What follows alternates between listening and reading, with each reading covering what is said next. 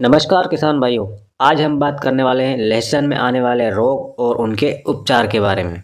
और आप अगर हमारे चैनल पर नए हैं और खेतीबाड़ी या खेतीबाड़ी से जुड़ा कोई भी कार्य करते हैं तो हमारे channel Indian farmer supports channel को सब्सक्राइब करें और साथ में बेल आइकन को ऑन कर दें, जिससे आने वाली वीडियोस की नोटिफिकेशन सबसे पहले आपके पास पहुंचे।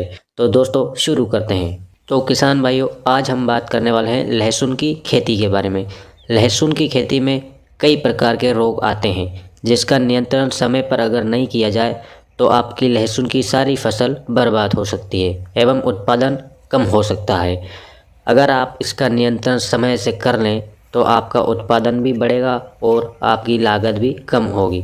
और किसान भाइयों, लहसुन की फसल में कीटों एवं वायरस का प्रकोप आने पर कुछ ही समय में ये सारे खेत में फैल सकता है, इसलिए इसका उपचार सही समय पर करना अति आवश्यक है। तो किसान भाइयों, आज हम ऐसे ही कुछ रोगों के बारे में समझेंगे इस वीडियो में। तो किसान भाइयों, वीडियो को पूरा देखें और अंत तक हमारे चैनल पर बने रहें। तो किसान भाइयों, ये देखिए लहसुन का खेत, लहसुन का फसल इसमें कितना बढ़िया तरीके से दिखाई दे रहा है। इसमें बहुत ही बढ़िया तरीके से निराई गुड़ाई की हुई है। आपको इस फसल में जगह जगह जाकर इसको, जैसे ये लहसुन का पौधा है, इसको एक पौधे को उखाड़ कर उसकी जड़ों में देखना है।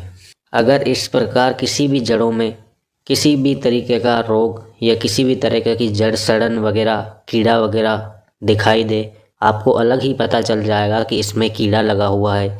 अगर पौधे की जड़ों में किसी भी प्रकार की परेशानी नज़र आने पर आपको उसका उपचार करना बहुत ही ज़रूरी है।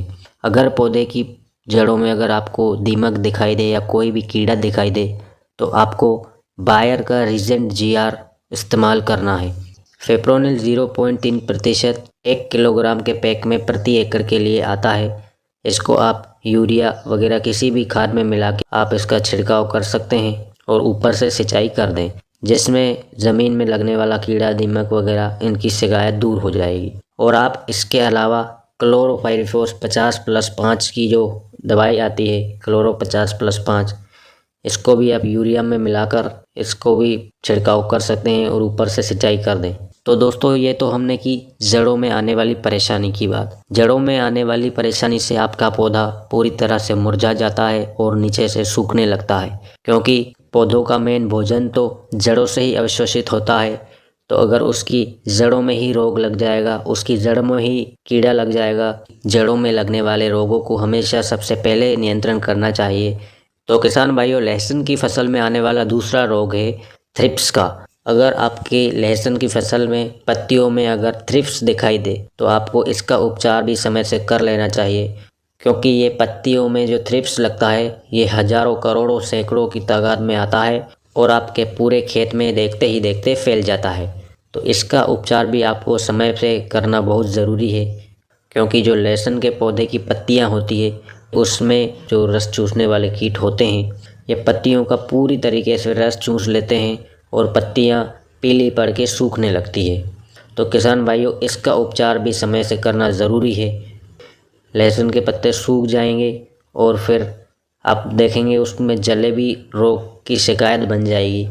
ये जो जलेबी रोग की शिकायत, जैसे पत्तों का घूमना और एक दूसरे पत्ते से लिपटना, ये सब इसी थ्रिप्स का कारण है। थ्रिप्स मच्छर, बारीक बारीक मच्छर हज़ारों, करोड़ों की संख्या में पैदा होते हैं और पूरे खेत में फैल जाते हैं, जो कि देखते ही देखते लहसुन की फसल को समय पर ही बर्बाद कर देते हैं, जिसका खामियाजा किसान को भुगतना पड़ता है।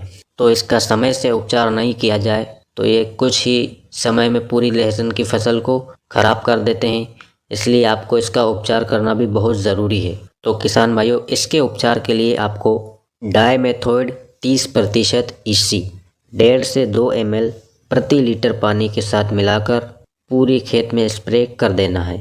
और दूसरा है मेलाथियान 50%, इसको भी 1.5 से 2 ml प्रति लीटर पानी में मिलाकर छिड़काव करना है। और अगर मच्छर ज़्यादा हैं तो आपको साइपरमेथ्रिन 25 EC 1.5 से 2 ml प्रति लीटर मिलाकर इसको भी छिड़काव कर देना है।